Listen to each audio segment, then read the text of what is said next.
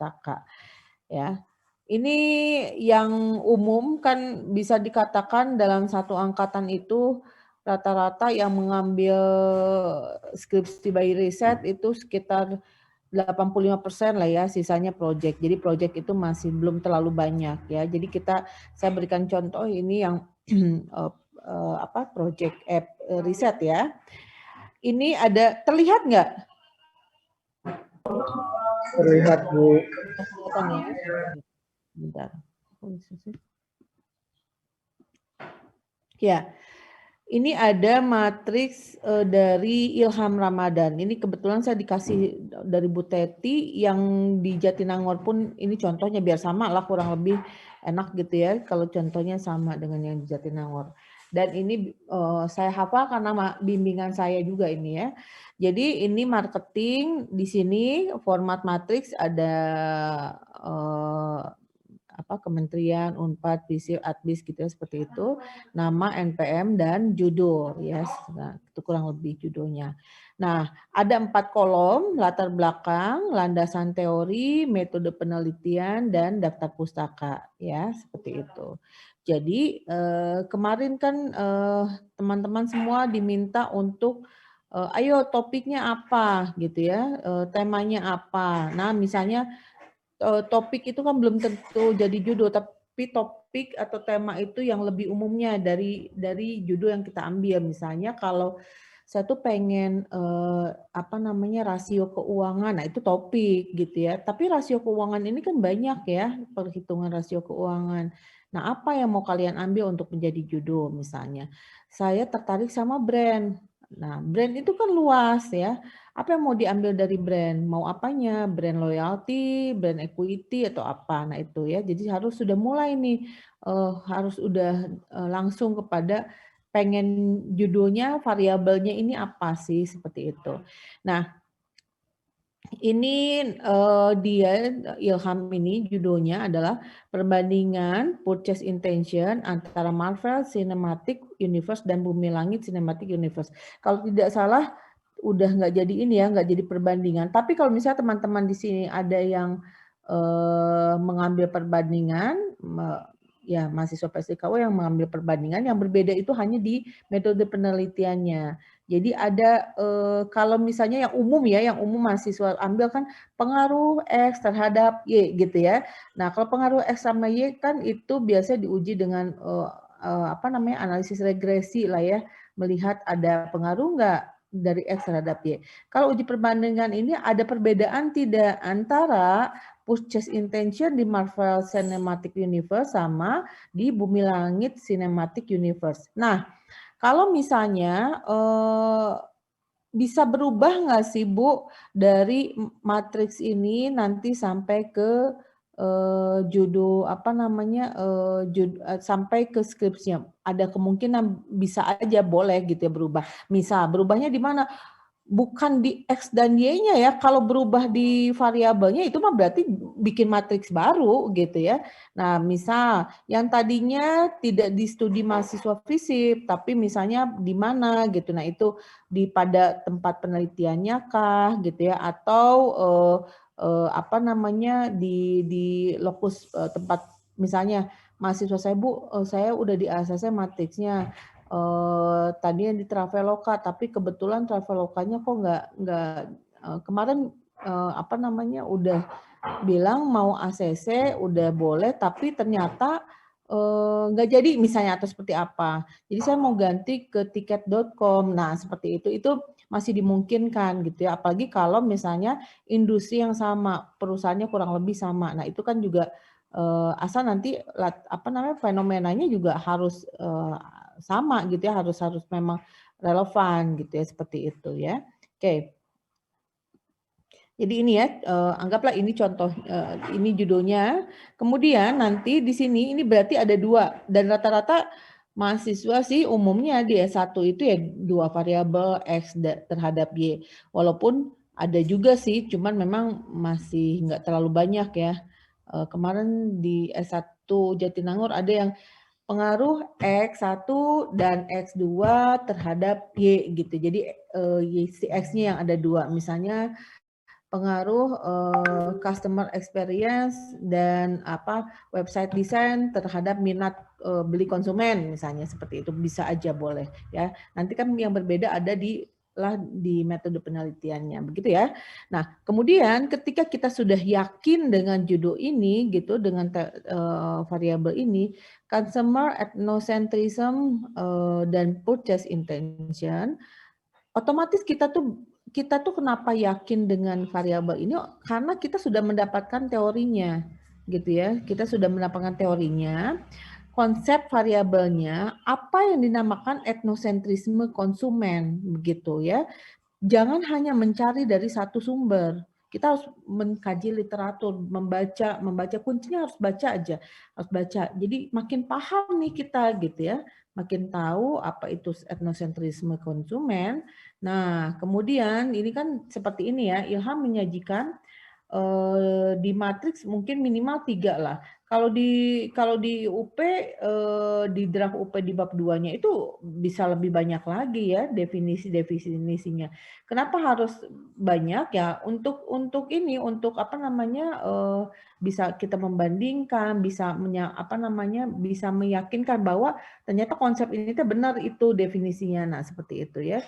Jadi ini ada beberapa. Nah, setelah itu baru nanti kita masukkan. Jadi kalau ini biasanya saya sih selalu berbicaranya untuk ngobrol matriks ini dari landasan teori dulu ya, landasan teori. Nah, seperti ini. Setelah apa itu variabel X ini, baru nanti ke dimensinya gitu ya. Nah, dimensi atau indikator ada dimensi, ada subvariabel begitu ya. Ada yang tahu nggak? Tapi rata-rata diambilnya sih dimensi di sini. Sebelum saya jelasin lebih jauh, ada yang tahu nggak apa bedanya? Coba dimensi sama subvariabel. Siapa yang bisa menjawab? Nggak, jangan takut salah ya. Kan juga belum oh ya wajar lah mungkin lupa. Tapi sebetulnya harusnya udah ada ini di Madlit ya dulu.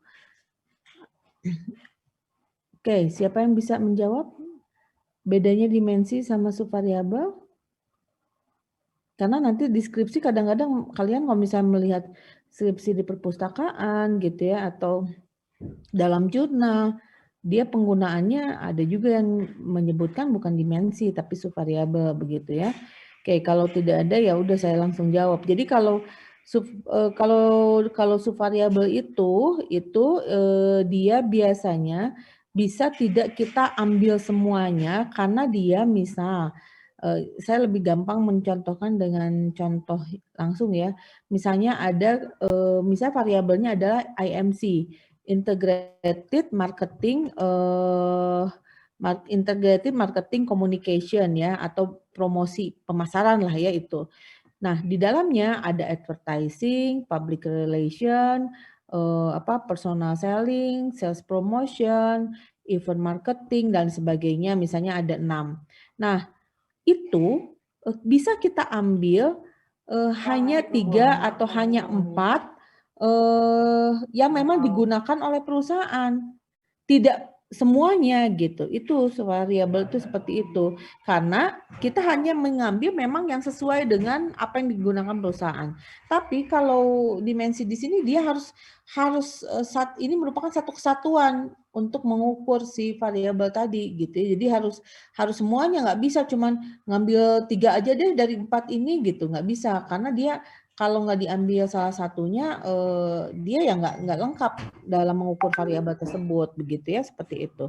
Nah, kemudian kita lihat di sini ini kan pengukuran dari etnosentrisme konsumen tuh seberapa besar sih kita merasakan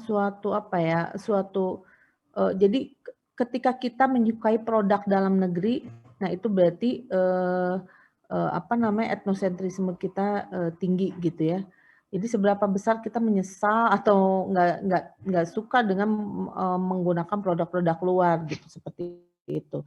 Nah, seperti misalnya etnosentrisme orang Amerika dan Jepang itu tinggi karena mereka cenderung nggak pakai produk-produk luar ya seperti itu. Nah, ini pengukuran si etnosentrisme ini digunakan menjadi dimensi. Ini dari yang ini nih ya. Nih, ini ada Sim and Sarma. Ini dia teori dari Sim and Sarma ya. Nah, di sini si apa namanya dimensi consumer etnosentrismenya harus sama dengan harus ada jadi gini.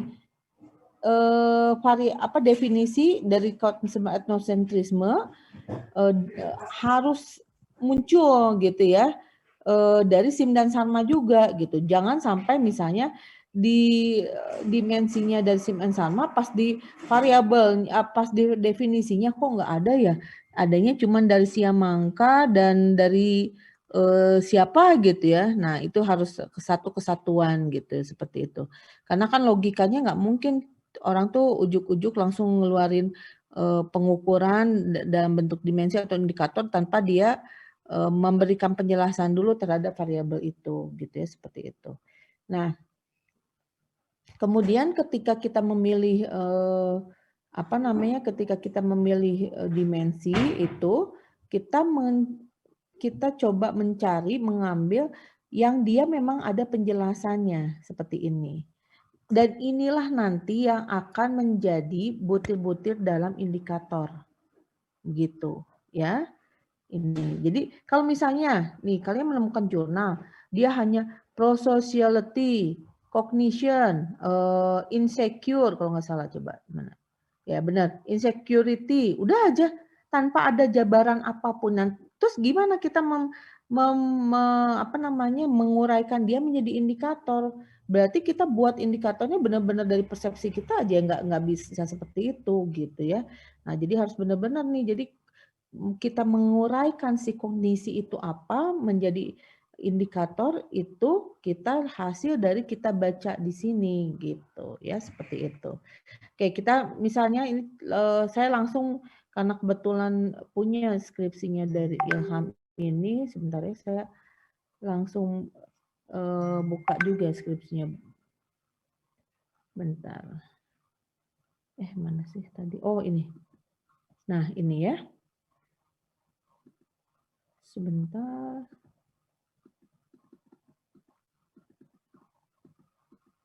Nah ini. Kelihatan nggak teman-teman?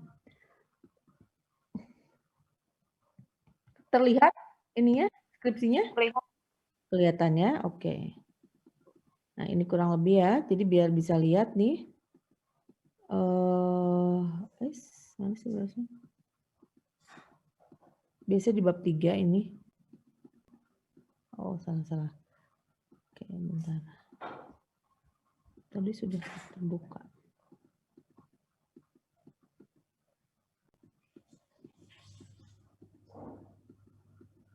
Nah, ini.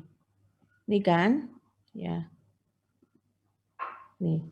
Jadi Ibu, punten Ibu, di saya masih di matriks Ibu ininya tampilannya. Saya juga di matriks. Oh, masih ya? Iya. Masih matriks Bu. Matriks Ibu. Oke, bentar. Ini. Nah. Dah ya? Sudah Ibu. Sudah ya? Nah, ini contohnya ya. Ini ketika kita sudah punya tadi variabelnya, ada jurnal untuk dimensinya tadi. Nah, kita uraikan kan menjadi di dalam tabel OVAT nanti. Ini adalah indikator gitu. Beberapa kesalahan misalnya yang saya sering jumpai juga di mahasiswa-mahasiswa Jatinangor juga misalnya dia kata-kata kalimat indikator itu panjang gitu ya. Padahal cukup 2-3 kata, biasanya 1 kata gitu. Jadi langsung pada poin-poin dalam pengukuran indikator ini apa. Ini nanti menjadi nomor item dalam pertanyaan di kuesioner. Jadi kita ketika membuat kuesioner melihatnya dari sini gitu ya. Satu indikator biasanya 1 pertanyaan, tapi bisa juga diukur dalam 2 pernyataan atau pertanyaan. Nah, misalnya dalam patriotisme di sini 2 gitu ya. Kualitas produk diukur 2 pernyataan, nah seperti itu ya. Ini ya kan kelihatan ya. Nah, kemudian memang ada beberapa variabel yang dia biasanya tidak diuraikan langsung, ada apa namanya uraiannya dari konsep si variabel langsung ada dimensi kemudian indikator, tapi ada juga dia langsung kepada si indikatornya, bisa aja. Yang penting nanti dalam pertanyaan ini itu harus konsisten dengan pernyataan-pernyataan dalam kuesioner gitu ya. Jadi ketika membuat kuesioner itu pedomannya itu dari sini begitu ya. Itu yang kuantitatif tuh semuanya akan begitu. Berbeda dengan kualitatif. Kualitatif itu dia memang ada apa namanya, kalau dalam kualitatif itu ada pedoman wawancara ya yang kita memang ambil dari teori juga, tapi bisa jadi berkembang jauh gitu ya, luas berdasarkan fenomena yang kita dapatkan dari lapangan, berdasarkan apa yang diuraikan oleh si apa namanya si narasumber, tapi tetap ada pedomannya, acuan kita dalam mewawancara orang seperti itu kurang lebih ya. Nah, ketika kalian akan seminar usulan penelitian, seminar usulan riset, itu ini harus si kuesionernya harus dilampirkan. Kenapa? Karena untuk direvisi juga gitu. Penguji itu nanti melihat kuesionernya. Nanti kuesioner salah, nanti akan membuat bab 4-nya salah gitu. Salah dalam membuat pernyataan itu bisa nggak valid ya atau nggak reliable si ininya hasil dari olah datanya begitu ya, itu yang kita hindari seperti itu ya. Ini kurang lebih ya. Oke, kita lanjut lagi kepada tadi matriks tadi ya. Oke, jadi ini sudah lihat ya variabel X-nya apa, kemudian dimensinya apa. Nah, baru nanti variabel Y. Begitu ya. Nah, ini variabel Y gitu. Sama usahakan tidak hanya satu ya. Nah, ini sama kan? Ini Ferdinand and Naufal. Di sini juga dimensian ininya dari Ferdinand and Naufal ya. Minat transaksional, minat referensial, minat preferensial, minat eksploratif. Nah, setelah itu baru ada teori penghubung gitu ya. Teori penghubung yang ini kan dari Bu, nyari teori penghubung itu apakah harus sama dengan si teori dari orang yang tentang tadi ya consumer etnosentrisme dan minat beli? Enggak, bisa jadi orang yang berbeda, pakar yang berbeda gitu ya. Kita memang harus banyak baca lah intinya ya. Nah, ini kan sudah jelas ya, etnosentrisme is the consumer willingness to buy or not to buy gitu ya. Ya. Ibu punten Ibu, ininya tidak muncul juga Ibu. Oh, berarti Iya, belum Iya. di stop share lagi ya, Belum bolak-balik. Ibu. Iya. Mulai yang dari variabel Y Bu tadi. Sebentar, matriks ya tadi ya. Nah ini, udah ya? Sudah Bu, sudah ada. Oke, yuk. Ini dimensi kan ya, dimensi tadi ya. Jadi samalah X dan Y begitu harus ada. Setelah kita menguraikan dimensi darinya juga, baru nanti kita yang terakhir adalah teori penghubungnya gitu.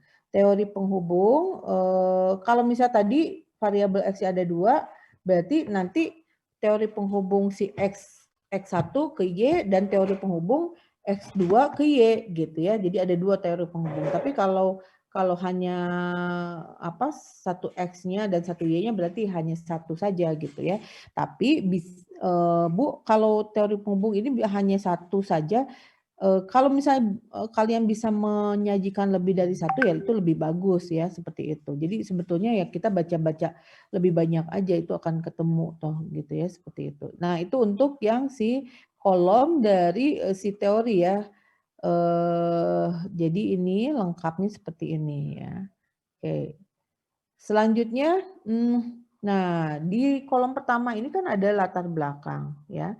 Latar belakang sebetulnya kan bisa saja misalnya mahasiswa yang memang dia itu berawal dari tempat penelitian dulu gitu ya. Misalnya saya tuh kok tertarik banget ya meneliti pada pantai apa, kalau di Pangandaran pantai apa aja sih, pantai barat ada pantai apa aja coba? Kalau saya saking udah lama. Pantai Timur Bu. Nah, pantai timur lah ya misalnya. Saya itu awalnya bukan dari mau ngambil judul apa, tapi saya melihat Pantai Pangandarannya gitu, atau misalnya Dinas Pariwisata Dinas Pariwisata Pangandaran. Nah, seperti itu. Itu udah karena udah kenalan nih, udah punya channel ke Dinas Pariwisata tersebut, atau udah punya channel ke Pemda Pangandaran misalnya. Nah, kemudian barulah nanti kita cari kan ada fenomena masalah apa di sana, masalahnya muncul apa si yang memang nampak pas untuk kita jadikan judul gitu ya, seperti itu. Nah, kalau kemarin itu dari Ilham yang saya ingat kan waktu kita sesi 2 minggu yang lalu ya, sharing dari kakak tingkat itu, Ilham dia menyatakan bahwa dia itu sangat tertarik dengan lokus dengan dengan perfilman lah gitu ya. Kayak misalnya dulu tuh ada mahasiswa saya juga yang dia itu pokoknya memang cita-citanya tuh pengen meneliti tentang coffee shop gitu. Coffee shop yang ada di Kota Bandung gitu kan. Nah, jadi bisa berangkat dari sana atau kita memang berangkatnya memang pengen dari penelitian yang berbau atau topik-topik tadi brand gitu ya. Nah, kira-kira kalau topik brand ini cocoknya di mana? Nah, seperti itu. Jadi di sini di latar belakang ini dimunculkanlah ya permasalahan tentang variabel X-nya maupun tentang variabel Y-nya begitu ya. Nah, jadi begini ini ya kurang lebih. Nanti ini saya share lah yang format matriksnya kalau nggak salah udah ya sama Bu Linda ya. Saya nggak lihat juga kemarin. Ya, Bu. Sudah, Bu. Sudah ya. Kalau ini sudah juga yang contoh Ilham ini udah belum? Belum, Bu, hanya template matriks dalam bentuk PPT, Bu, di Google Classroom. Iya. Nanti nggak apa-apa, ini biar bisa lihat gitu ya. Nah, ini muncullah permasalahan-permasalahan yang kita bisa dapatkan. Dari mana sih dapatnya masalah ya? Harus banyak baca juga gitu ya. Data sekunder, fenomena-fenomena yang kita dapatkan misalnya ada ulasan tentang dari pakar kuliner tentang bagaimana perkembangan bisnis kuliner sekarang misalnya kayak gitu ya kalau nulisnya tentang itu. Nah, jadi dari itu data-data sekunder ataupun kita bisa ambil dari wawancara awal yang kita ambil yang kita dapatkan dari si narasumber di perusahaan tersebut. Begitu, itu kurang lebih untuk latar belakang gitu ya. Jadi kedua masalah itu harus muncul. Nah, nanti ketika kalian menulis di bab 1, karena ini beberapa mahasiswa kan ketika akan mengambil suatu judul tertentu di perusahaannya, kadang perusahaannya minta proposal awal ya. Proposal awal itu kan otomatis bab 1-nya harus ada latar belakang ya, pendahuluan latar belakangnya. Itu biasanya munculkan dulu si industrinya itu begitu ya. Misalnya ketika penelitian tentang user experience Gojek dan Grab gitu ya, atau misalnya Gojek. Nah, berarti otomatis industri apa nih Gojek ini masuknya gitu ya. Atau sekarang banyak penelitian tentang fintech. Nah, ini masuknya industri apa? Jadi ngobrolin lah dulu tentang fintech secara umum, nasional gitu bisa ya. Gak usah dunia lah, kejauhan penelitian di Pangandaran ngobrol ke dunia jauh pisan. Bolehlah secara nasional seperti apa. Nah, kemudian nanti jadi kayak kalau di kuantitatif itu kayak piramida terbalik, jadi fenomena umum dulu gitu ya. Kemudian nanti kita mengerucut pada keluarlah masalah-masalah di latar belakang gitu ya. Itu untuk latar belakang ya. Jadi untuk matriks ini memang tidak sedalam dan tidak detail yang namanya juga matriks ya di bab proposal gitu ya, tapi di sini udah harus muncul ya. Nah, kemudian itu latar belakang, selanjutnya ada ya yang ketiga ini metode penelitian. Metode penelitian ini ya tadi mau ngambil apa nih, kalau yang pengaruh perbandingan seperti ini, yang pemasaran biasanya banyaknya menggunakan kuantitatif ya. Kuantitatif dengan instrumen utamanya kuesioner kan. dan survei kepada responden. Nah, seperti itu. Di sini dijelaskan ya jenis penelitiannya, kemudian juga populasi dan sampelnya. Siapa yang menjadi populasi kita, gitu ya. Nah, populasi ini wilayah generalisasi ya, yang terdiri dari objek atau subjek yang mempunyai kriteria tertentu yang memang kita yang menjadi sasaran kita untuk kita teliti seperti itu. Nah, harus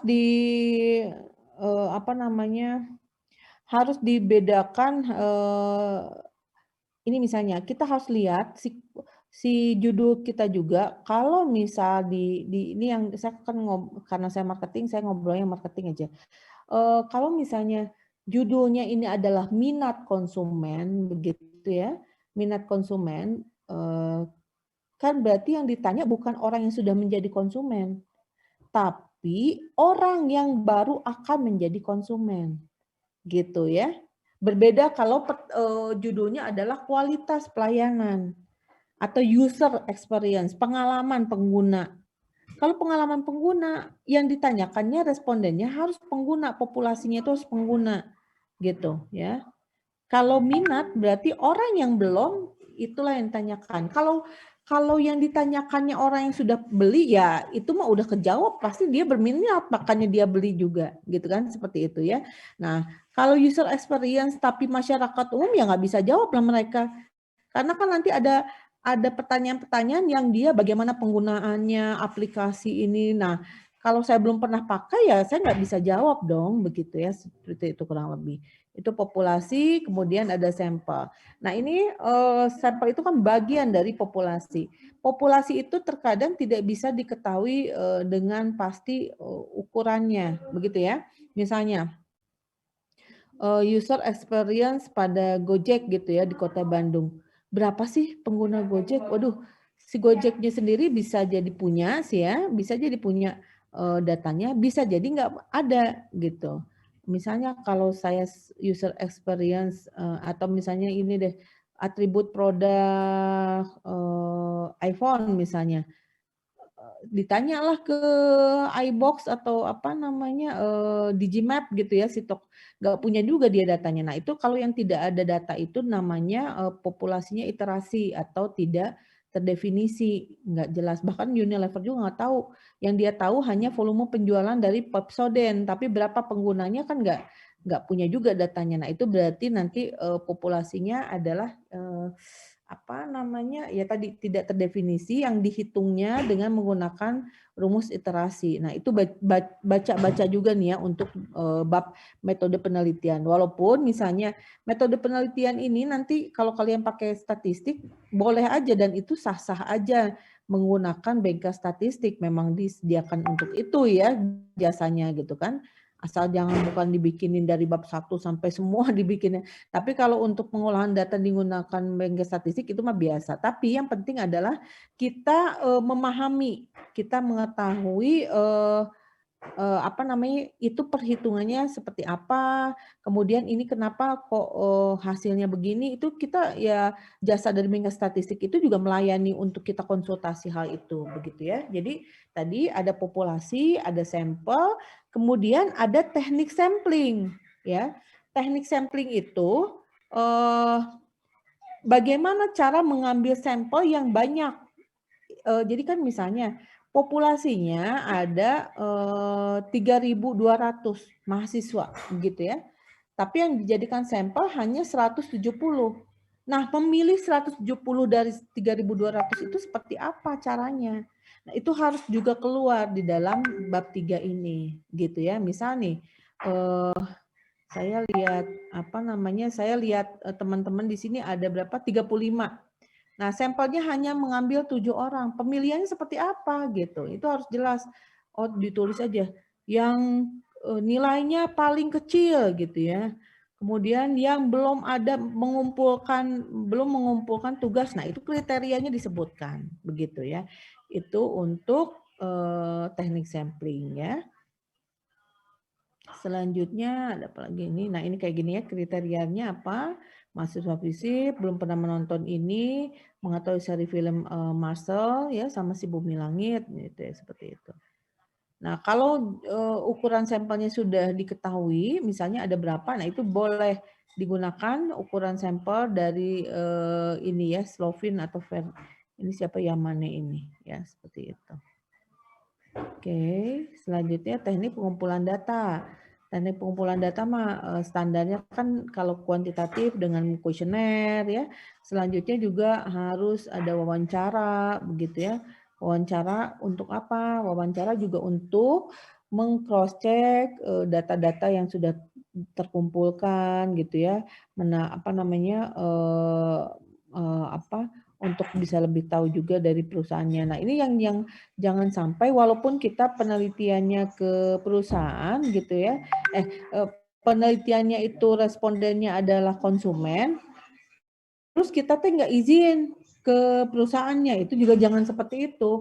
Karena ini terjadi, misalnya mahasiswa saya kemarin yang di Traveloka pas diuji oleh, bukan mahasiswa saya nguji karena Kaprodi ya waktu itu, pas diuji oleh Pak Cecep, kamu udah ini ke Travelokanya? Belum. Kenapa belum? Karena kan kuesionernya kepada konsumen, dia nggak usah izin. Nah, nggak bisa seperti itu. Kenapa? Karena kan pertama, kalian nanti nulis di saran kepada pihak perusahaan, balik juga perusahaannya juga nggak tahu, terus buat apa tuh ya? Jadi penelitian kita itu punya kontribusi keilmuan ya untuk perusahaan gitu ya. Jadi perusahaan nanti harusnya seperti apa itu ya kayak gitu. Itu kurang lebih ya. Selanjutnya,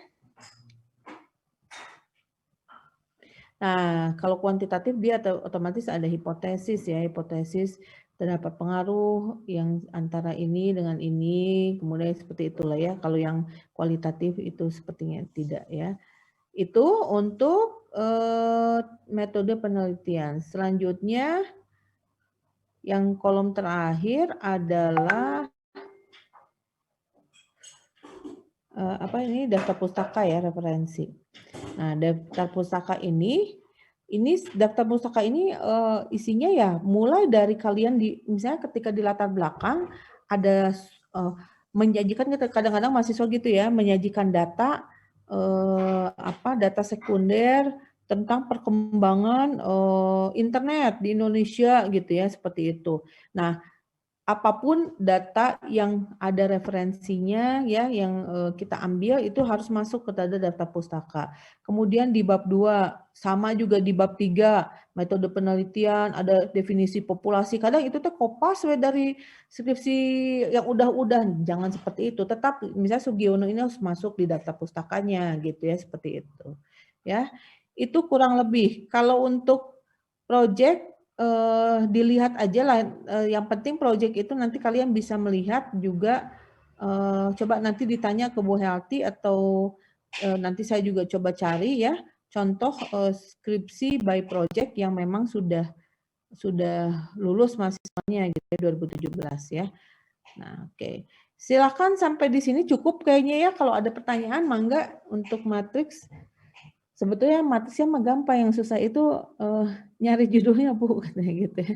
Sama nyari masalahnya. Oke, mangga sok, silakan. Ibu, saya mau bertanya Ibu. Ya, silakan. Siapa? Saya Hendra Bu. Ya, mangga Hendra. Nah, jadi gini Bu, kemarin kan saya sudah bimbingan Bu dengan Ibu Linda kebetulan. Nah, dari beberapa topik yang saya ajukan tuh ada tentang sponsor, ada tentang ini juga sama tentang etnosentris. Nah, dan kebetulan setelah diskusi kemarin akhirnya saya memilih untuk yang etnosentris. Nah, tapi Bu, judulnya tuh hampir sama banget dengan yang Kang Ilham barusan yang itu Bu. Jadi penguraian etnosentris, cuman bedanya di ininya berbeda di industrinya. Kalau saya lebih ke sepatu. Jadi komparasi antara sepatu Kompas yang asli di Indonesia sama Converse gitu Bu, karena itu juga sama untuk untuk pada variabel yang ianya itu tentang purchase keputusan si pembelian si konsumennya gitu Bu. Nah, kalau misalkan kayak gitu apakah harus diganti lagi Bu atau boleh-boleh saja gitu? Iya, oke Hendra. Ya, pertama kesamaan di dalam X dan Y-nya itu sama, itu nggak masalah asal si tempat penelitiannya gitu ya, atau objek penelitian atau lokus penelitiannya itu berbeda. Fokusnya kamu sama X dan Y-nya, tetapi itunya berbeda. Dan juga biar kita bisa membuktikan bahwa kita ini berbeda, tidak teori-teorinya sama plek persis gitu dengan yang sudah ada, ya kita coba cari literaturnya, jurnal-jurnalnya yang lebih banyak lagi gitu ya. Karena kalau kita lihat misalnya kita masukin tuh judul kita ke Google, pasti ada juga di universitas, misalnya di Telkom, Adbis Telkom tuh ngambil judul yang sama, mungkin ada kan, tapi dia di produknya mungkin itu dia tas gitu ya, atau handphone atau apa gitu. Yang penting kita produknya tidak sama, begitu ya. Nah, kalau misalnya industri sama, kalau ini dia film Marvel dan Bumi Langit. Nah, kalau kamu film X dan Y, ya berarti sama industrinya itu jangan gitu, karena nanti takut persinggungannya sangat dekat ya gitu kan, seperti itu. Jadi kita coba bedakan dari sisi kebaruan teorinya misalnya kalau memungkinkan gitu. Kalau judul sama sih nggak masalah, yang penting tadi objeknya berbeda, seperti itu ya Hendra ya gitu. Oke, silakan boleh yang lain, mangga. Siapa lagi? Ayo. Ini udah dapat semua belum nih judulnya? Nah, kemudian ini juga ya, saya lupa dan saya pernah deh kayaknya menyampaikan ya, bahwa ketika kita mau mengambil judul tertentu, kita coba cek judul itu udah ada atau belum di Google gitu ya. Yang gampang tuh kan Google, dia muncul biasanya arsip-arsip dari judul-judul dari universitas lain. Jadi kalau misalnya green marketing, body shop, nah itu mah pasti orang lain sebelum kita tuh pasti udah ada yang terpikirkan tentang judul itu. Namanya kalau body shop itu otomatis identik dengan ramah lingkungan. Apa variabel yang cocok dengan itu? Berarti green marketing. Nah, jangan ambil itu, karena kalau kita masukkan misalnya itu pasti udah ada gitu. Jadi coba misalnya boleh green marketing, tapi di perusahaan lain yang belum pernah diteliti begitu ya, seperti itu. Oke, silakan ada lagi kalau ada yang ini. Mangga. Bu Linda ini udah beres nih ininya, pendampingannya? Ibu mau bertanya, Bu? Masih berjalan. Oh, masih berjalan. Oke. Ya. Ya, siapa tadi yang mau tanya? Leo, Bu. Kenapa Leo? Kalau by project itu berarti kita mengimplementasikan penelitian kita ya, Bu, di dalam suatu perusahaan atau usaha tersebut ya, Bu? Atau gimana, Bu? Ya, oke. Jadi begini.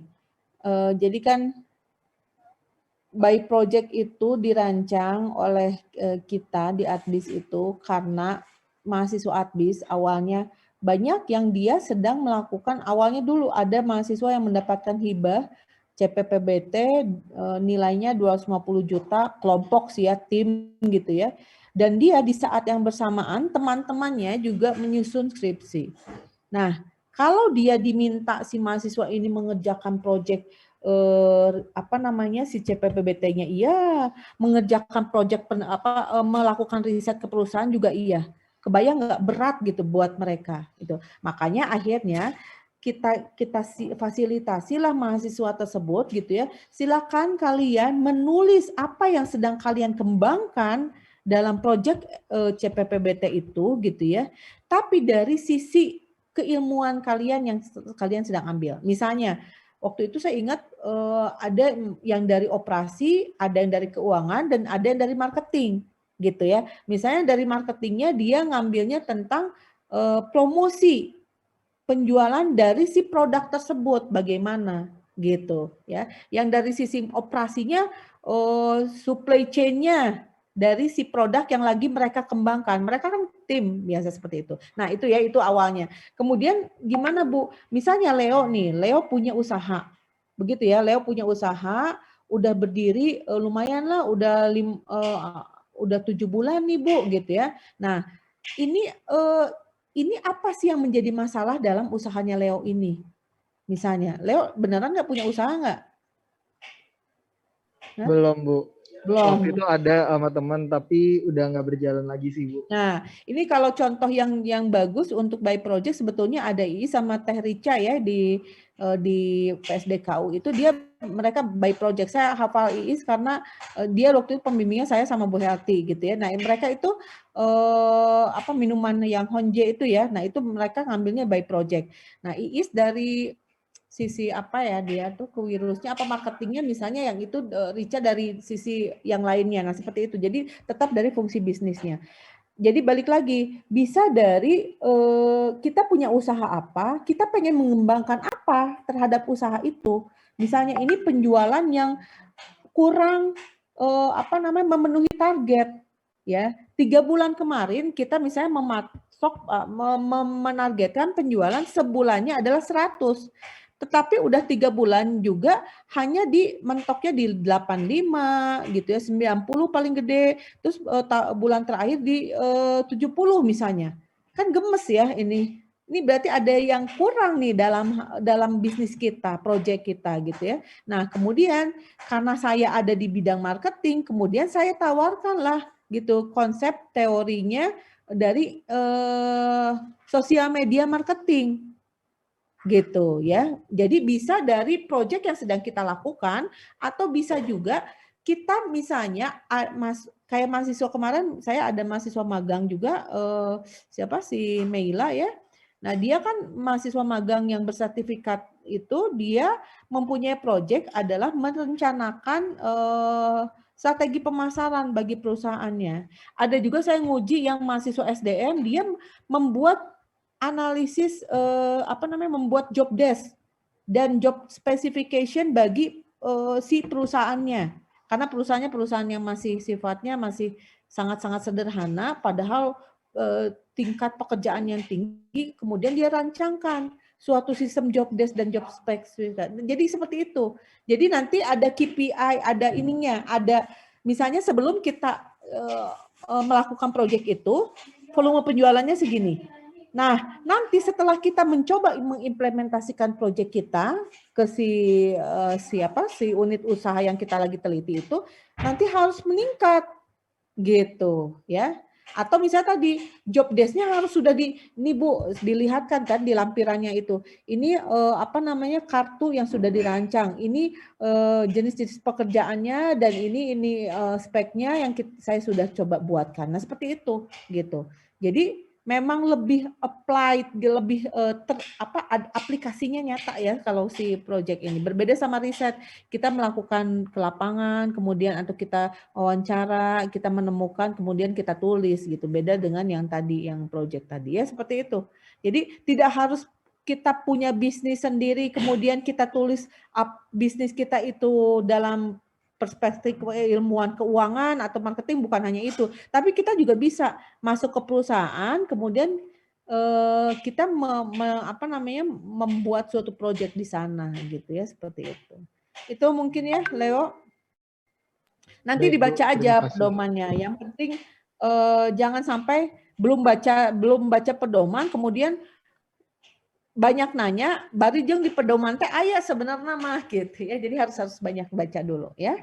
Oke, silakan yang lain, satu lagi lah mungkin. Nanti saya biar bisa. Ya. Siapa ya? Regina, Bu. Oh, oke, Regina. Silakan Regina. Kan gini Bu, jadi sebenarnya saya dari awal udah setting skripsinya tuh pengen by project. Terus kan di Pangandaran sendiri yang mau ngambil komunitas kewirus kan cuma sendiri saya saja. Dan kata Pak Iwan tuh nggak bisa Bu kalau misalnya 1 orang gitu kan Bu, harus ada minimal 4 orang apa ya waktu itu. Jadi akhirnya saya milih ya udah saya pilih operasi gitu.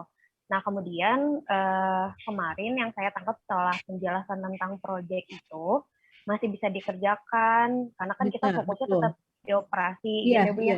betul bisa. Nah, kemudian saya tanya sama Bu Tami Bu gitu untuk gimana kalau skripsinya by project karena kan Bu Tami sendiri dosen saya.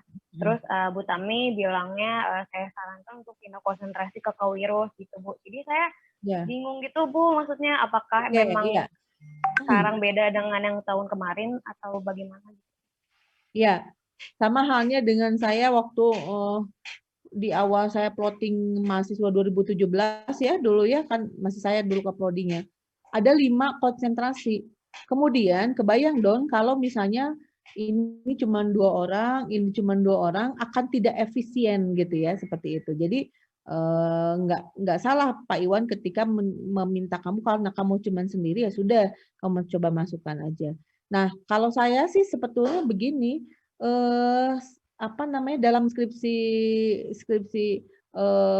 kamu masih bisa terus lanjut ke project gitu ya tapi dari sisi operasi ya tidak menjadi tidak apa namanya jadi gini si skripsi by project ini bukan dominasi mahasiswa kewirus aja gitu ya mahasiswa marketing pun bisa.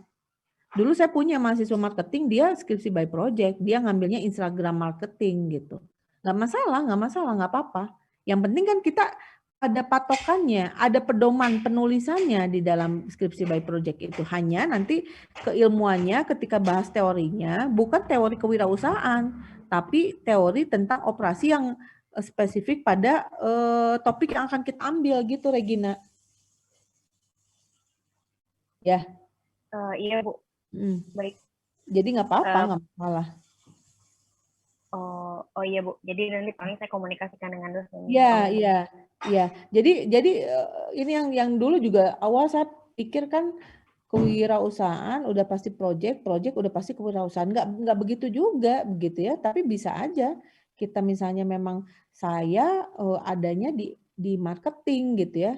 Tapi setelah saya lihat saya kok tertarik ya pengen membuat apa namanya saya masuk ke kayak Meila itu ya contoh mahasiswa saya itu yang dia masuk ke perusahaan dan dia melihat perusahaan ini perlu dibantu untuk perencanaan pemasarannya. Dia bukan mahasiswa kewirus, dia mahasiswa marketing gitu ya. Nah seperti itu bisa jadinya ya Regina. Oke. Iya baik Bu, terima kasih. Enggak. Lanjut, ada lagi satu lagi mungkin? Silakan.